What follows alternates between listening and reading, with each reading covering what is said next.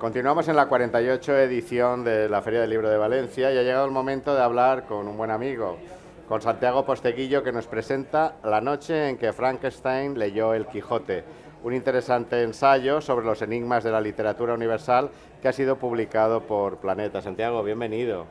Encantado de estar con vosotros. ¿Qué pasó esa noche que Frankenstein leyó El Quijote? ¿Le gustó, supongo, no? No sabemos si al monstruo que crea Mary Shelley le gustó o no le gustó. Yo quiero pensar que sí, porque el monstruo acaba aprendiendo a leer en la novela. Lo que la gente no suele conocer tanto de la anécdota de Mary Shelley y cómo escribe Frankenstein, porque Lord Byron hace una apuesta a ver quién escribe el mejor relato de terror, eso lo conoce bastante la gente. Lo que la gente desconoce más es que durante las noches en las que Mary Shelley estaba reunida con Byron y Polidori y otros escritores, y Percy Shelley, el marido de Mary, el marido, Percy, leía una traducción al inglés del Quijote, y para entretener a todos.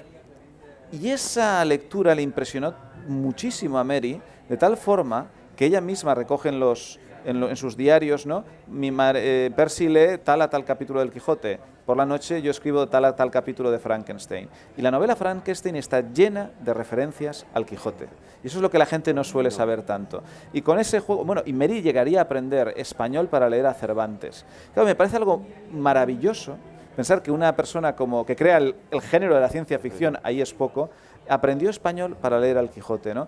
Y era algo que quería yo recuperar, para que recuperemos también un poquito el Quijote nosotros, ¿no? Si otras personas tan magníficas, ¿no?, como Mary Shelley aprendieron, ¿no?, el español para leer el Quijote, igual podríamos leerlo nosotros también. Todo el libro, La noche en que Frankenstein leyó el Quijote, son curiosidades, relatos relacionados con misterios y curiosidades de la literatura del tipo que acabamos de ilustrar. Sí, porque está Kafka, está Dostoyevsky. Sí. ¿Cuántas anécdotas abordas en este ensayo? Concretamente abordo 24 anécdotas, ¿no? De todas las que has mencionado, me parece, por ejemplo, muy destacable, que has citado a Dostoyevsky, esa me parece impresionante, ¿no? Es la que se titula 26 días. Porque, ¿qué escritor es capaz de hacer en 26 días 2 obras maestras? Dostoyevsky. Y la gente lo que no suele saber, a lo mejor muchas personas de las que nos vean puedan tener en mente, los que ya tengamos una edad, ¿no?, la película Amadeus, ¿no?, donde recordarás el personaje Salieri se enfadaba cuando descubre que Mozart escribía sin tachones, ¿no? Bueno, pues como si le dictaran, ¿no?, las musas, ¿no?, directamente las sinfonías o las óperas. Bueno, el Mozart de la literatura es Dostoyevsky. Lo que le ocurrió a Dostoyevsky es que tenía muchas deudas. Tenía un pequeño gran problema, era ludópata. Le gustaba jugar. Le gustaba jugar y lo perdía todo el dinero. Y era una persona que era muy popular y vendía muchas novelas, pero lo perdía todo en el juego. Entonces tenía tantas deudas que un editor le dijo: yo pagaré tus deudas si en 26 días me das una novela. Y él firmó. Pero la segunda parte del contrato es: si no me la entregas en 26 días, me quedo con los derechos de todas tus novelas. ¿Qué pasó? Que además tenía otro contrato para firmar para entregar Crimen y Castigo. Ahí es nada. Por la mañana escribía una novela, Crimen y Castigo, y por la tarde escribía El Jugador. Y era capaz de hacerlo, la mente le daba, que ya es, pero las manos no. Y entonces sus amigos le dijeron: contrata a una taquígrafa. Y contrató a Ana Grigorievna, la taquígrafa pues más capaz de San Petersburgo. Y a lo que se ve también bastante hermosa. ¿Qué pasó? Que por la mañana le dictaba Crimen y Castigo, por la tarde le dictaba El Jugador, le daba tiempo para que por las noches ocurrieran cosas, entregó las 2 novelas a tiempo, le propuso matrimonio a Ana Grigorievna, ella aceptó y se la llevó con todo el dinero que ganó con las novelas por Europa. ¿Y se detuvo dónde? En un casino. En Baden-Baden, en un casino, y vuelve a empezar la historia, ¿no? Y claro, el gran defecto de este magnífico escritor es lo que era su miseria para él, porque hay que leer las conmovedoras cartas donde él se lamentaba de perder todo el dinero y se disculpaba a Ana, ¿no? Y Ana siempre le perdonaba, Ana Grigorievna.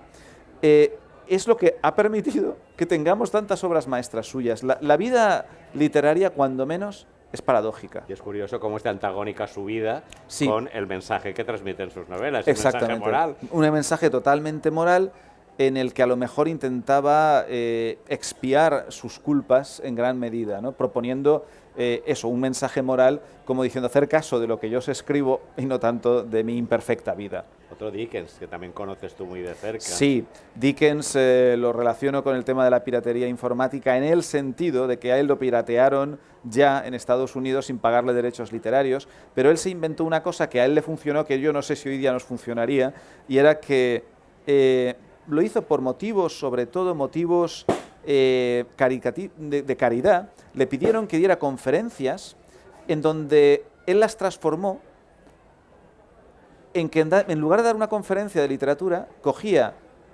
una historia de Navidad, un cuento de Navidad, y lo leía.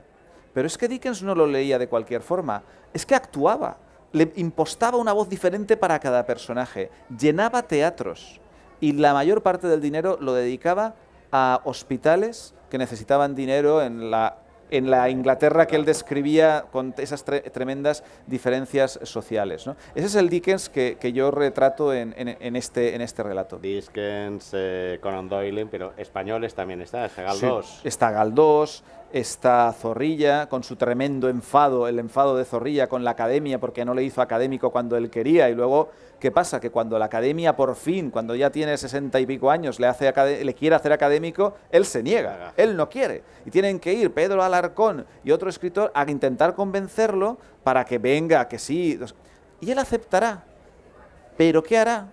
Dirá, vale, yo iré a leer el discurso. Pero hizo todo el discurso en verso. Todo el discurso en verso, y es absolutamente precioso, y se puede encontrar por ahí, y pongo también un extracto, porque me parece que es un texto maravilloso sobre la literatura, escrito por un gran literato español y escrito en verso. Siempre estoy buscando todas esas anécdotas, ¿no? Esas curiosidades de la literatura, y no solo de la literatura, sino también de los libros.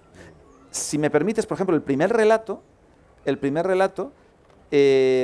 tiene que ver sobre todo con cómo ordenar los libros, Y yo siempre cuando hablo con los chavales en la universidad, les digo, vosotros, no voy a hacer una llamada telefónica, que sería un poquito inapropiado, pero todos cuando hacemos una llamada telefónica hoy día sacamos el móvil, damos en contactos, tenemos un teléfono de estos inteligentes, que yo creo que ya cada vez más lo tiene la gente, y con el pulgar rápidamente encontramos la persona a la que queremos llamar. Y yo les pregunto a los chavales, ¿por qué? Porque está por orden alfabético. Y yo digo, ya, ¿por qué? Ay, pues porque es útil. ¿Y a quién se le ocurrió que era útil el orden alfabético para ordenar archivos? Y entonces empieza la historia del primer bibliotecario de la Biblioteca de Alejandría, ¿no? Que es el gran momento de toda la biblioteconomía y de toda la archivística, ¿no? Y es cuando te cuento la historia de cómo él llegó a la conclusión de que el orden alfabético es lo que nos permitiría encontrar un libro o un archivo con rapidez. Desde esa biblioteca de Alejandría y todos los capítulos que siguen, una pretensión que es dar a conocer, interesar por la literatura a través de la anécdota, volver a la fuente. La noche que Frankenstein leyó el Quijote, pero ahí tenemos a Trajano y tenemos también Los asesinos del emperador. ¿Para cuándo ya esa segunda parte? Sí, yo, aparte de que haya hecho esta incursión en la divulgación literaria, ¿no? sobre literatura, yo sigo con mi novela histórica, como bien dices, y en la primera quincena de septiembre estará Circo Máximo, que será la segunda novela de la saga sobre Trajano. Dejamos a Trajano en Los asesinos del emperador, contando cómo llega al poder, pero lo dejamos ahí sentado en el trono, y ahora empezará a gobernar, ¿no? Y para gobernar planteará un programa bastante interesante, a saber, y esto es histórico, no subir los impuestos. También plantea que hay que fiscalizar a los gobernadores de provincias y creará un fiscal especial para controlar a cada gobernador de provincias. También plantea que hay que luchar contra la corrupción y plantea que a los corruptos condenados han de devolver el dinero entero. Esto lo plantea Trajano y es lo que cuento en Circo Máximo y lo explica. Ah, y se me olvidaba, también plantea Trajano que había que, contra el consejo de sus consejeros, dijo, no, esto lo vamos a hacer también. Vamos a hacer públicos los gastos de la familia imperial. También. Trajano era andaluz, ¿eh? Trajano era andaluz, sí, pero con mucha energía. Con mucha energía. No es andaluz. Con mucha energía. A mí lo que me llama la atención, ¿no?, es, a veces me dicen, ¿no te cansas de escribir del pasado? la historia se repite tanto, que la lástima es que mucha gente que nos gobierna no sepa tanto del pasado. Eso sería una cosa muy positiva. A los que nos gobiernan también les vendría bien leer el Quijote, ¿no crees? Lo del Quijote sería esencial que lo leyeran todo. Por ejemplo, concretamente a los que nos gobiernan les interesaría leer cómo Sancho Panza gobierna la ínsula Barataria, que cuando digamos, le permiten ese gobierno, todos sabemos que lo hacen para reírse de él, y resulta que él empieza con sentido común a gobernar aquello y lo lleva de maravilla, que es la forma también de Cervantes de decir, pues si ponemos sentido común a las cosas suelen funcionar bien. Ahora, si nos empecinamos en algo que no funciona, por mucho que te empecines, sigue sin funcionar. Pero, en fin, no todos tienen la sagacidad del bueno de Sancho. O como acaba el Quijote. Vale. Vale. Vale. Muy bien. Santiago Postiguillo, un placer habernos presentado la noche en que Frankenstein leyó el Quijote, hacernos amar los libros. Muchas gracias. A través de las anécdotas llegar a las fuentes y bueno, con muchísimas ganas de leer ya ese Circo Máximo, la segunda parte de, bueno, la continuación de Los asesinos del emperador, esa saga con Trajano y sobre todo ya por ver cuáles son esos parangones, esa historia se repite con lo que acabas de... Grandes paralelismos de la historia, sí señor. Muy bien, muchas gracias. Nos quedamos aquí, muchas gracias.